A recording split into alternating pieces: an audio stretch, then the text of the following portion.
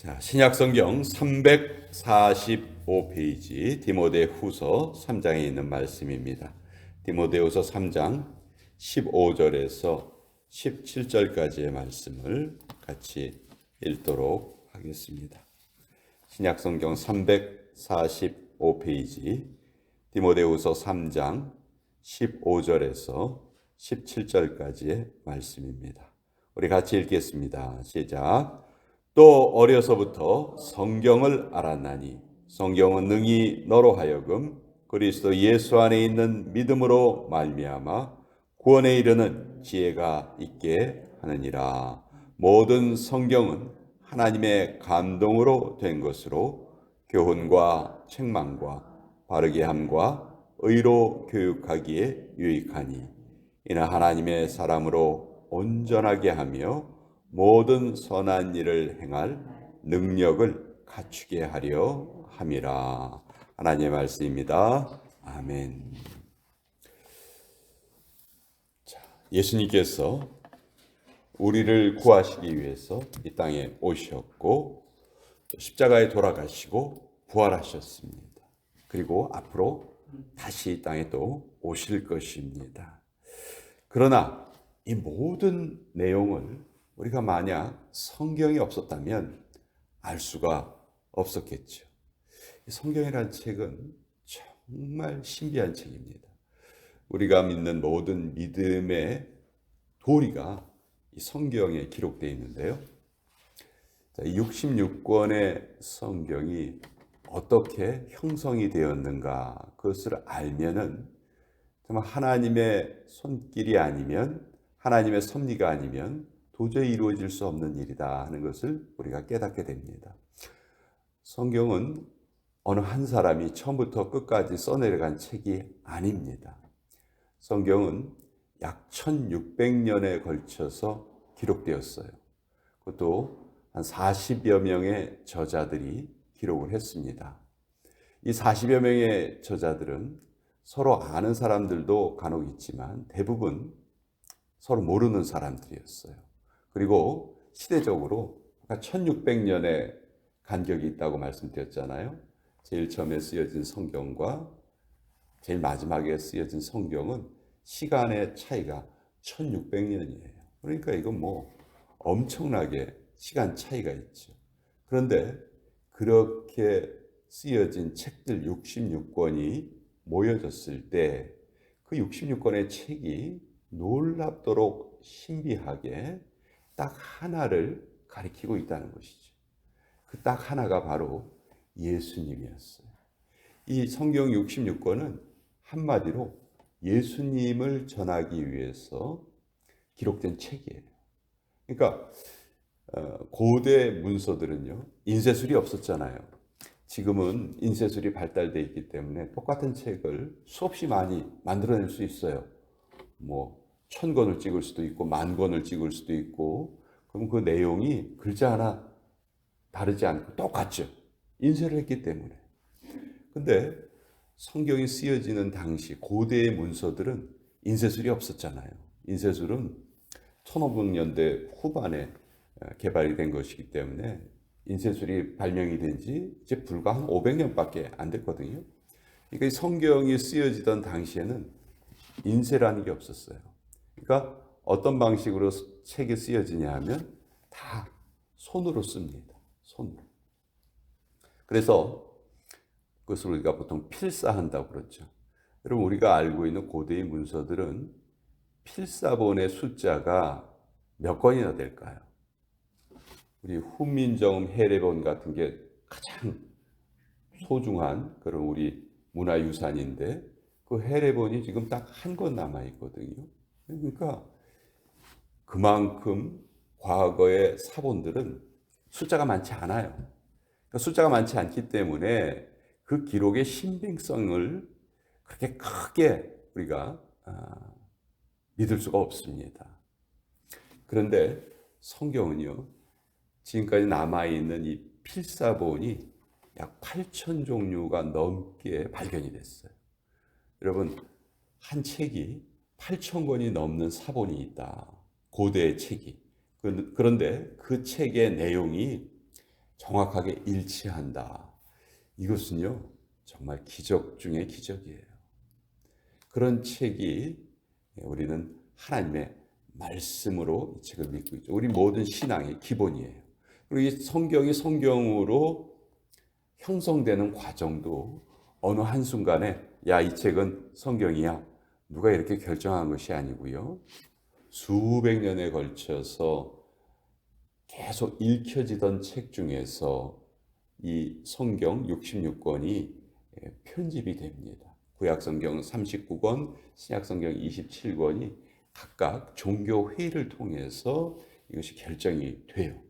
근데 그 종교회의를 통해서 결정되는 과정이 참 길고 긴 과정이었고 어느 한 사람의 의견에 의해서 결정된 것이 아니었다는 것이죠.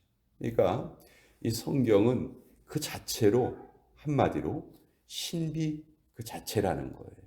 근데 그 신비로운 책들이 전부 다 예수님 한 분에 대해서 말하고 있다는 것이죠.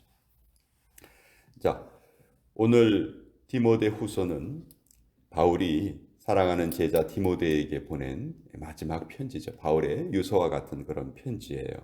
근데 이 편지에서 바울은 디모데에게 성경의 중요성을 다시 한번 정확하게 알려줍니다. 자, 15절에 보시면 디모데야, 네가 어려서부터 성경을 잘 알았어. 근데 이 성경은 정말 중요한 책이야. 이 성경을 통해서 우리는 구원을 얻게 된다. 그리고 16절에 모든 성경은 하나님의 감동으로 된 것이다. 자, 아까 제가 성경이 하나님의 말씀이다 이렇게 알려드렸죠. 근데 이 성경이 어느 날 갑자기 하늘에서 뚝 떨어지면서 하나님이 얘들아, 이것은 내가 너희를 위해서 쓴 책이다. 앞으로 이것을 잘 읽어라 하고 하늘에서 뚝 떨어진 책이 아니라는 거예요. 성경은 아까도 말씀드린 것처럼 40여 명의 저자가 1600년에 걸쳐서 기록한 책이에요. 근데 이것을 왜 우리가 하나님의 말씀이라고 믿느냐? 여기에 16절에 그 이유가 있지요. 모든 성경은 하나님의 감동으로 기록되었다. 예. 분명히 하나님께서 어떤 한 개인을 통해서 그 말씀을 기록하게 하셨지만 그 말씀은 그 사람이 생각해서 쓴 책이 아니고 하나님께서 그 사람의 인생을 사용하셔서 감동시키셔서 하나님의 말씀을 기록하게 해 주셨다는 거죠. 그러니까 분명히 그것을 사람이 썼지만 우리는 그것을 하나님의 말씀이다 이렇게 믿는 거예요. 성경은 영원히 거하는 책입니다. 풀은 마르고 꽃은 시드나 우리 하나님의 말씀은 영영이 서리라. 그런데 문제는 이 성경을 정말 우리 성도들이 정말 하나님의 말씀으로 그렇게 인정하고 있느냐. 이것을 하나님의 말씀으로 인정하고 있다면 정말 열심히 하나님의 말씀으로 생각하고 읽을 거예요. 근데 오늘날 정말 말씀이 참 많이 들려지는 시대이긴 하지만 늘 말씀에 대한 그 갈급함이 있죠. 저는 우리 크리스천들의 신앙의 출발점은 물론 예수님을 나의 구주로 고백하는 것이 우리 신앙의 출발점이죠. 근데 진정한 신앙 성숙의 출발점은 언제 이루어지냐 하면 자기 스스로 하나님의 말씀을 읽기 시작할 때 그때부터 이루어진다고 생각해요. 그 전까지는 우리의 신앙이 참 수동적이에요. 그냥 뭐 교회 가서 설교 말씀 듣고 아 그런가 보다. 그렇지만 이 설교 말씀이라는 것이 성경을 처음부터 끝까지 이렇게 순서대로 이렇게 쭉 풀어주는 그런 형식의 설교 말씀이라기보다는 그때그때 필요한 말씀을 여러분께 전하는 거기 때문에 그런 것으로 여러분의 이 말씀에 대한 그 갈급함이 다 채워지질 못해요. 근데 언제 내가 그것을 극복할 수 있느냐? 내가 스스로 하나님의 말씀을 퍼먹기 시작할 때, 그때 우리가 정말 영적으로 부쩍부쩍 자랍니다. 저도 개인적으로 그냥 교회에서 설교만 들을 때에는 제 신앙이 그렇게 잘하지는 못했던 것 같아요. 근데 스스로 성경 공부를 하기 시작을 하고 하나님의 말씀을 암송하기 시작하고 그러면서 제 믿음이 흔들리지 않는 믿음이 되기 시작을 했어요. 근데 과연 오늘날 우리 성도들이 그런 자세를 가지고 있느냐? 여러분 경전을 대하는 자세를 보면요. 이슬람 사람들은 코란을 처음부터 끝까지 외우는 사람들이 무지무지 많아요. 한 마을에 하나 정도는 있다고 해요. 물론 코란이 성경보다 두께가 좀 두껍질 못해요. 분량이 적어요. 그렇다 해도 이슬람 사람들이 처음부터 끝까지 코란을 암송하는 사람이 있는 반면에 우리 하나님의 백성들이 성경을 그만큼 암송하려고 하는가? 여러분 절에 가 보면 중들이 목탁을 치면서 뭘 이렇게 외우죠. 그게 대부분 불교의 경전이에요. 그러니까 모든 종교 활동에는 경전에 대한 그 사랑과 경전에 대한 그 뭐라 그럴까요? 열정이 있어요. 근데 오늘날 우리 하나님의 백성들이 과연 하나님의 말씀에 대한 그만큼의 열정이 있는가 하는 것은 참 부끄러운 부분이 많다.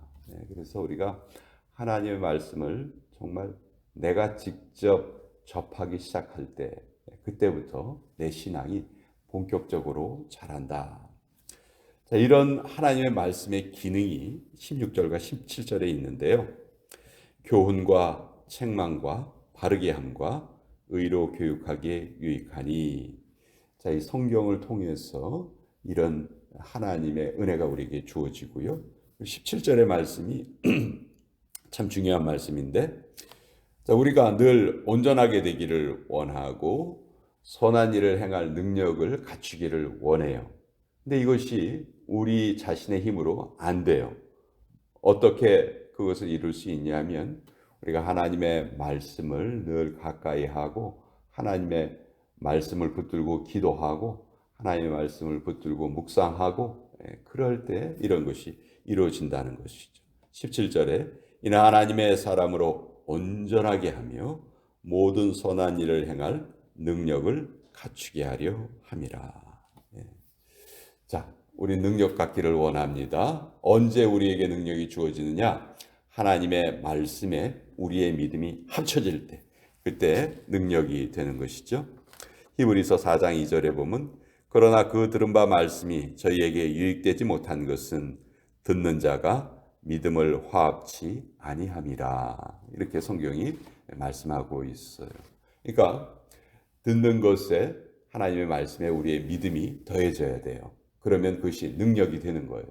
근데 문제는 하나님의 말씀을 처음부터 가까이 하지 않는다면 우리의 믿음이 더해질 그 기본이 없는 거잖아요. 그러니까 우리는 늘 하나님의 말씀을 가까이 하면서 살아가야 한다. 설교 말씀이라든지 타인이 나에게 전하는 말씀으로는 우리가 완전한 그런 영적인 성장을 이루기가 어렵다.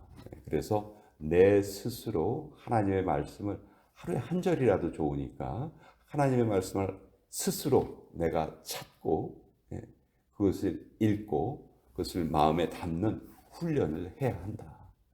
그래서 우리가 지금 사순절 기간 중에 하루에 한 구절씩 아침에 시간을 정해서 그것을 좀 여러 번 읽고 생각합시다. 이렇게 훈련을 하고 있잖아요. 이게 사순절 기간뿐만이 아니고 사실은 우리 평생에 지속돼야 되는 훈련이거든요. 이런 면에서 우리가 좀 더 열심을 내야 되겠다 하는 것을 오늘 이 말씀을 통해서 같이 나누어 보았습니다. 자,